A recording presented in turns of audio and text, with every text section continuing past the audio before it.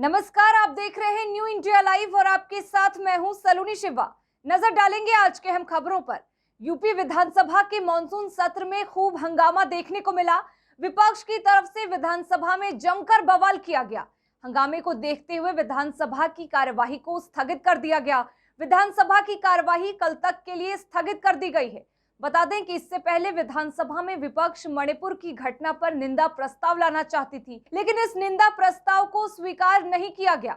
वही विधानसभा अध्यक्ष यूपी में यूपी के मुद्दों को लेकर चर्चा करने के लिए कहते हुए सुनाई दिए।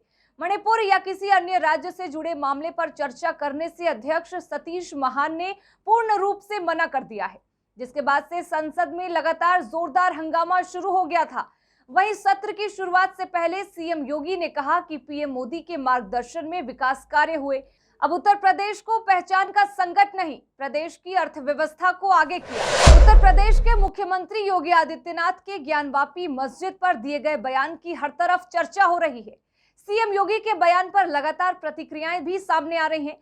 कोई इनके बयान का समर्थन कर रहा है तो कोई विरोध में है। इसी कड़ी में अब बागेश्वर धाम के पंडित धीरेन्द्र कृष्ण शास्त्री ने सीएम योगी के बयान का समर्थन किया है। पीठाधीश्वर पंडित धीरेन्द्र कृष्ण शास्त्री ने ज्ञानवापी मस्जिद को लेकर बड़ा बयान दिया है। धीरेन्द्र शास्त्री ने कहा कि ज्ञानवापी का तो नाम ही बताता है कि वो ज्ञान का कुआं है। कुरान में मैंने पढ़ा नहीं, लेकिन कहीं उसमें ज्ञानवापी का जिक्र हो तो बताइए। उन्होंने कहा कि ज्ञानवापी मस्जिद नहीं बल्कि भगवान शिव का मंदिर है। वहीं नू हिंसा पर धीरेन्द्र शास्त्री ने कहा कि देश का दुर्भाग्य है कि सनातनियों को यह देखना पड़ रहा है। बाबा बागेश्वर ने उक्त बातें मध्य प्रदेश के छिंदवाड़ा में कही है। शनिवार से ही मध्य प्रदेश के छिंदवाड़ा में बागेश्वर बाबा का दरबार लगा है। धीरेन्द्र शास्त्री ने कहा कि हमें जातिवाद को हटाकर सभी को एक करना है। भारत में रहने वाले सभी लोग सनातनी हैं। उन्हें छिंदवाड़ा आकर बहुत अच्छा लगा। बाबा के दरबार में शामिल होने के लिए श्रद्धालु दूर दूर से पहुंच रहे हैं। धीरेन्द्र शास्त्री ने अपने दरबार में कई लोगों की पर्चियां भी निकाली। श्री कृष्ण जन्मभूमि संघर्ष न्यास के बैनर तले आज जिला अधिकारी मथुरा को न्यास के राष्ट्रीय अध्यक्ष दिनेश शर्मा के नेतृत्व में एक ज्ञापन दिया गया, जिसमें दिनेश शर्मा ने बताया कि ज्ञानवापी पर सर्वे के ऑर्डर के बाद ईदगाह कमेटी बौखलाई हुई है। यह रंगाई पुताई अथवा अन्य बहाने बनाकर मंदिर होने के प्रमाण को नष्ट कर सकते हैं। इसलिए सरकार को चाहिए कि ईदगाह में सुरक्षा व्यवस्था बढ़ाकर सरकार हर स्थिति पर पैनी नजर रखे। न्यायालय में चल रहे मुकदमे में सही जानकारी मिल सके। इस दौरान राष्ट्रीय महामंत्री अश्विनी शर्मा, प्रभारी संयोजक पंडित राजेश पाठक, जिला अध्यक्ष दिनेश कुमार शर्मा, मुनेश गौतम ने कहा कि यदि स्थापित प्रमाणों से छेड़खानी की गई तो न्यायालय उचित न्याय नहीं कर पाएगा। आजमगढ़ से बीजेपी सांसद दिनेश लाल यादव निरहुआ ने समाजवादी पार्टी पर जोरदार हमला किया है और अखिलेश यादव और चाचा शिवपाल यादव को आजमगढ़ न आने की नसीहत दे डाली है। बीजेपी सांसद ने कहा कि सपा को आजमगढ़ के लोगों ने नकार दिया है।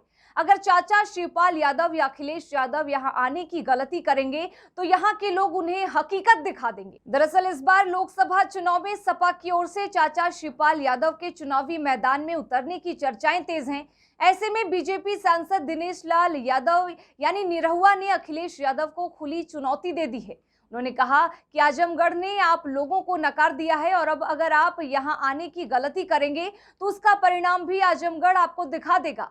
उसका कारण यह है कि आजमगढ़ ने आपको 5 साल का मौका दिया है।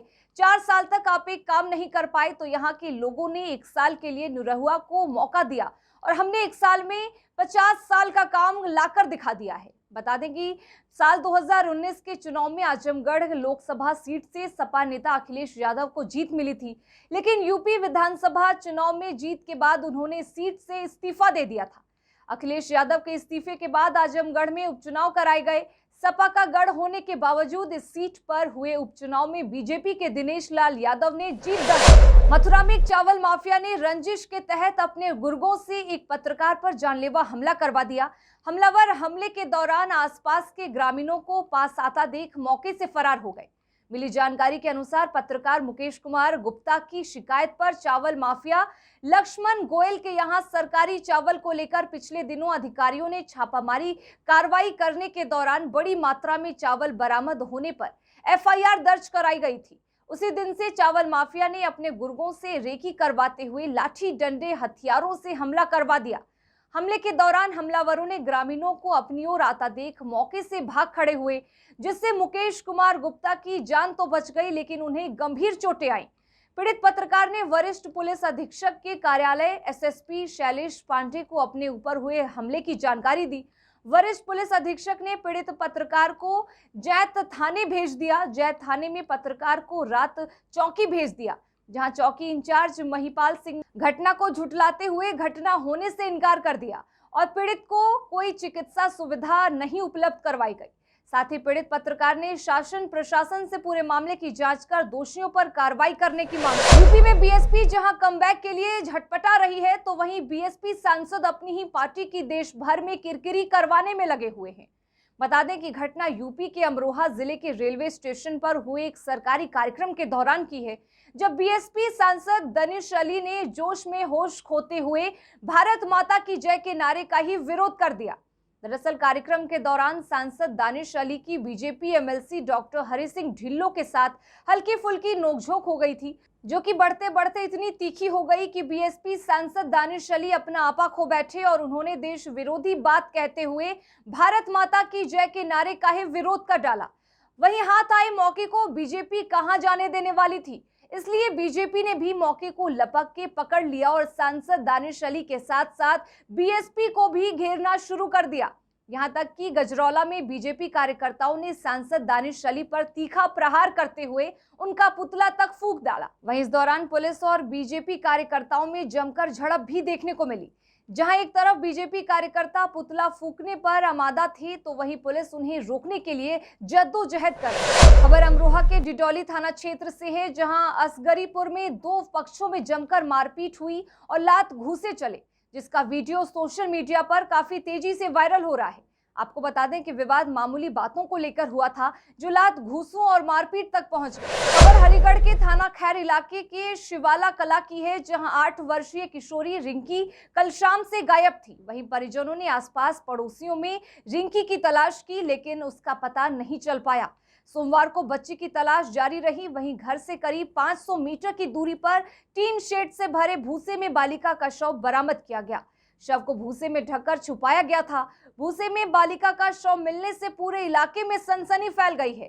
पीड़ित की मां ने बताया कि रविवार शाम 6 बजे खेलते हुए गायब हो गई थी।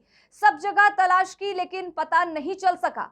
वहीं घटना को लेकर पुलिस ने शिकायत दर्ज कराई थी। पिता विजय ने बताया कि घटना की सूचना थाना खैर पुलिस को दे दी गई थी।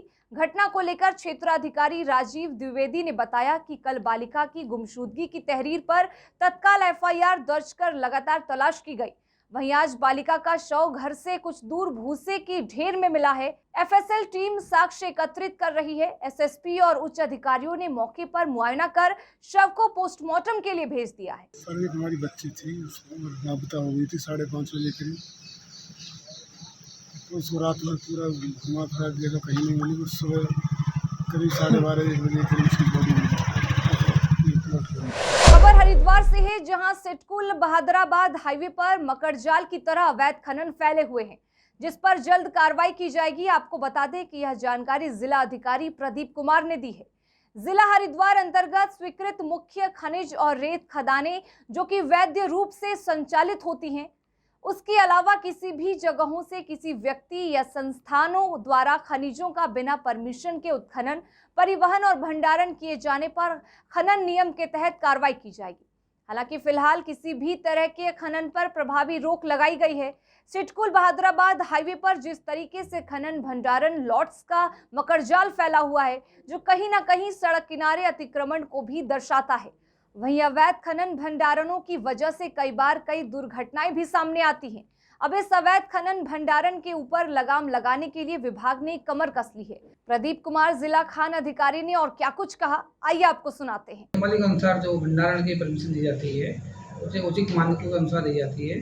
अगर उसके अलावा किसी से बिना परमिशन के या बिना कोई मानक पूरे किए अगर स्टॉक किया जा रहा है और उससे कोई परमिशन नहीं है, ऐसे स्टॉकों पे कार्रवाई की जाएगी। उत्तराखंड के कई जिलों में बारिश का मौसम बना हुआ है। मौसम विभाग ने यहां के 7 जिलों में बारिश का येलो अलर्ट जारी किया है, जिनमें देहरादून, टिहरी, पौड़ी, नैनीताल, चंपावत, बागेश्वर और पिथौरागढ़ शामिल हैं। देहरादून में आज सुबह से बारिश हो रही है, जिसकी वजह से तापमान में गिरावट दर्ज की गई है। मौसम विभाग के मुताबिक देहरादून का आज न्यूनतम तापमान 24 डिग्री सेल्सियस और अधिकतम तापमान 29 डिग्री सेल्सियस रहने का अनुमान है। टिहरी और पौड़ी में मौसम विभाग ने हल्की सी मध्यम बारिश का अनुमान जताया है। IMD के मुताबिक 10 अगस्त तक इन दोनों जिलों में बारिश का मौसम बना रहेगा। वहीं टिहरी में सुबह से ही बारिश हो रही है। टिहरी में आज का न्यूनतम तापमान 12 डिग्री सेल्सियस और अधिकतम तापमान 20 डिग्री सेल्सियस रहने का अनुमान था। उत्तरकाशी और चमोली में अगले 4 दिनों तक हल्की सी मध्यम बारिश के आसार हैं। रुद्रप्रयाग और चमोली में भी आज सुबह से बारिश का मौसम बना हुआ है। प्रशासन ने अपील की है कि पहाड़ी इलाकों में वाहनों को चलाते समय चालक विशेष सावधानी बरतें। मौसम विभाग के मुताबिक उत्तरकाशी में अन्य न्यूनतम तापमान 21 डिग्री सेल्सियस और अधिकतम तापमान 27 डिग्री सेल्सियस रहने का अनुमान है। मौसम विभाग ने बारिश और भूस्खलन की आशंका के मद्देनजर प्रभावित इलाकों को अलर्ट पर रहने को कहा है। साथ ही नदी की तेज धारा में स्नान नहीं करने की सलाह दी। फिलहाल इस बुलेटिन में बस इतना ही, लेकिन तमाम खबरों के लिए बने रहें हमारे साथ और देखते रहें न्यू इंडिया लाइव।